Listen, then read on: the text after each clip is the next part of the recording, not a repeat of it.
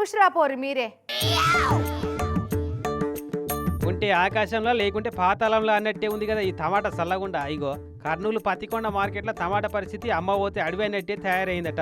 మొన్న పొద్దికంగా రైతుల తాన కిలకు రూపాయి ఆటన చొప్పున అయితేనే కొంటామన్నారట.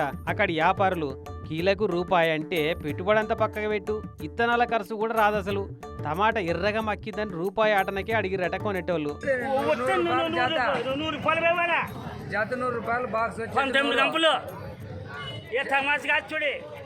రేపు రేపు రేపు దగ్గర కాడతామంగా ఇది లేకుండా చింతలేదు మాకేమి.